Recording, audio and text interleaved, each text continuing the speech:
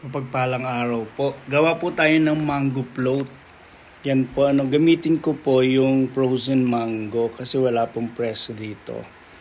Kaya yan po ang gagawin lang po natin, ilalagay lang po natin sa blender para maging pino kasi naka-frozen pa po siya. Kaya nagkadikit-dikit na po siya buhat nung i-drain ko. Ganyan lang po gagawin natin. Ilagay lang natin sa blender para ma-blend po siya.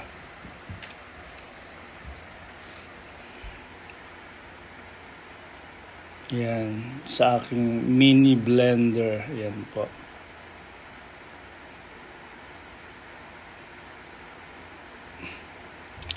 Medyo matigas po, kaya lagyan po natin ng milk para medyo umano. Yan po, pagkatapos ilagay na po natin sa bowl.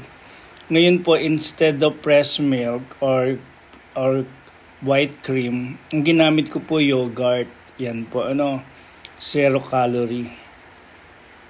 I-mix lang po natin.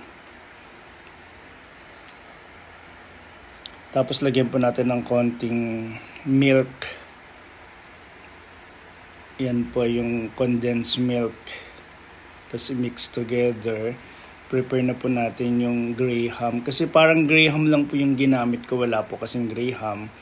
Paulit-ulit lang po yan. Ilatag lang po natin sa baba. Hanggang ma-filled po lahat ng Tupperware. Tapos lagyan po natin ng yung pinrepare natin mix sa ibabaw. Tapos ganun lang po ulit, paulit-ulit. Hanggang 2-3 layers lang po ang ating gagawin.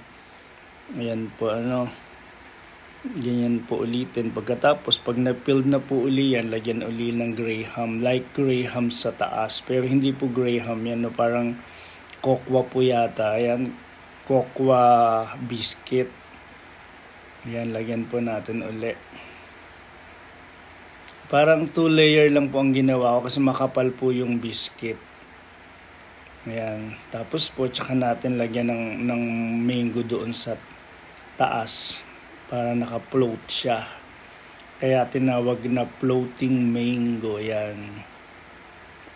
Dati po kasi gumawa ako, ang umubos yung anak ko. Kaya inulit ko uli. Yan. Ganyan lang po, paulit-ulit lang. And then, pag nag-frozen na yan, lagay lang po natin sa freezer. And then mamaya, tingnan po natin ang resulta. I'm sure delicious po ito. Ayan, ito na po siya.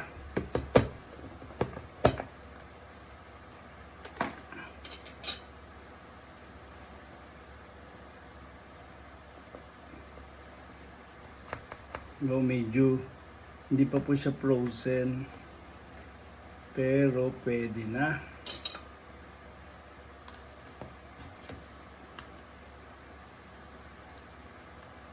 Wow. Ayan.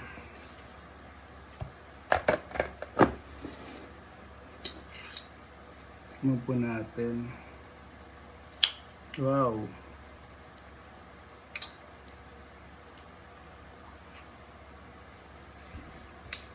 Ang sarap. Grabe po ang sarap. Hindi siya masyadong matamis kasi po gawa po sa yogurt tsaka sa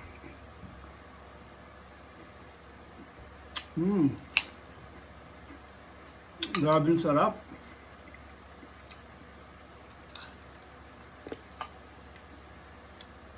Sarap.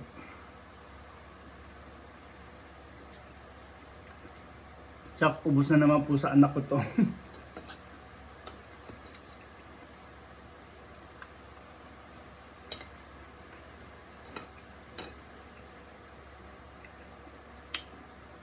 Lasang-lasang yung biscuit po na may kokwa siya.